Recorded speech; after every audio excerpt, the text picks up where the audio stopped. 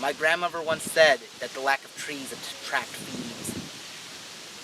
When did she say that? Possibly around the time of the Great Depression.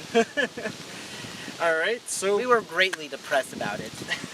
The lack of trees? The lack of trees. Ah. The lack of lackadaisical The lack trees. of trees brought the thieves.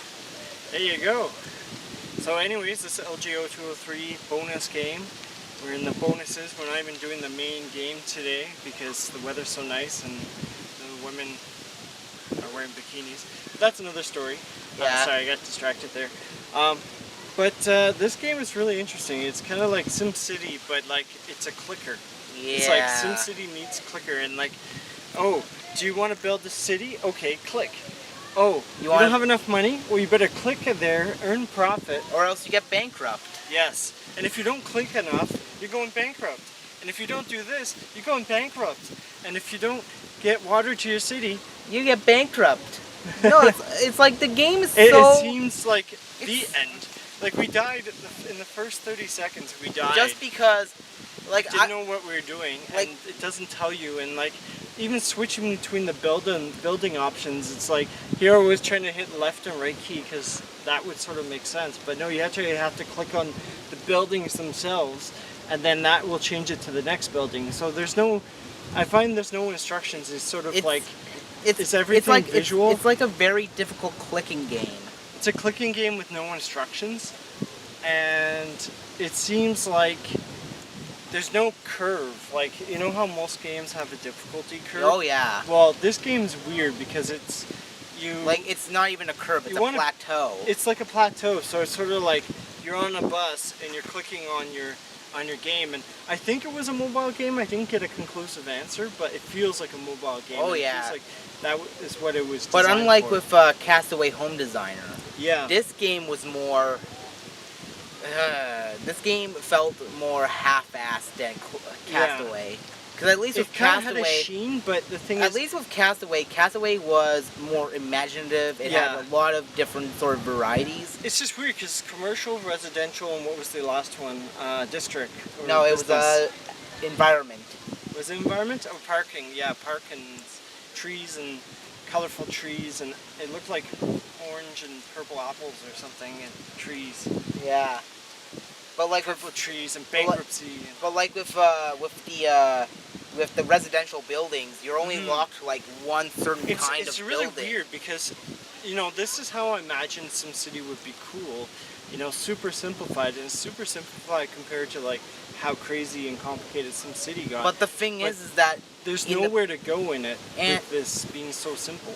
And I think the thing is, the complexity is what makes the game entertaining. I think that's what makes the challenge, and it makes the SimCity interesting. Like, it has all those additional dimensions and depths, and you think that a game like this, was it Citalis is what it's called? Yeah. You think that a basic SimCity would sound like a lot of fun, but this is too basic. Yeah, this is like too... This isn't even baby's first. The baby would just throw this away in disgust. Fisher Price, SimCity. Like, be like, throw like a giant city away or something. Maybe it's the scenario I was in that left a bad taste in my mouth. I decided on a whim to decide what happens if you let the water go. What if Noah just let the ark go to shit? Yeah, and it just floods the entire whole world. It floods the entire city. Now in SimCity, flooding the city is cool. Flood the shit down. Like the natural disasters are a cool aspect. Most people just say, you know what? No, fuck this. I'm gonna use a kaiju. I'm gonna send UFOs to destroy the place, and it's gonna be super fun. Yeah. Here it's like, okay, here's a flood, and oh no, it's no fun. The police are taking over. You know what's really weird about this game? Because it feels like, I don't know if it's so simplified, it doesn't make any sense anymore, but the police were asking for money from you, which was under the table, so it was like Godfather, but it's like, oh, you don't want to pay up? Fine, we'll take over your buildings. It's like the police were corrupt. It didn't make sense. And you can't even, like, so, no, okay, that part, police takeover of the city. That part of the game pissed me the fuck off. It was like martial law by the police instead of the army. It's like, okay. I don't even know. Is there a word for that? So I had to wait the police take over? to monotonously collect $85 from There's like both the Purge buildings. by police. Yeah, and then you have to build the roads so that you can get the economy back up and running, and everyone is now making money. And what I found very funny about this, because they kept the money. Then the criminals start coming in. Then the fucking criminals start coming in because first apparently the residentials came in, then the criminals came in, then the police come in. Yeah. I guess that's how things go. And then like the fucking I don't like know why apparently the it's police come in not at the beautiful. Like the world's not beautiful enough, so they decide, you know what? Let's start looting and shit. And then buildings have to close down. No, correction. The police start looting and shit. Yeah, no. Police take over the universe. The police pretty much close down the thing, and you actually have to shut down the place, and you have to pay off the police. And if you can't pay off the police, tough shit. You're bankrupt. Like which literally we saw tough like shit. 20 times. You're gonna be bankrupt. You're gonna be like you can't even like because it's expensive to start building new buildings to start. We were on level 11, and now we don't always read up about the game, but if a game's kind of weird, we try and read up and see like what the heck. And one person apparently beat this game at level 111, or no, day 111.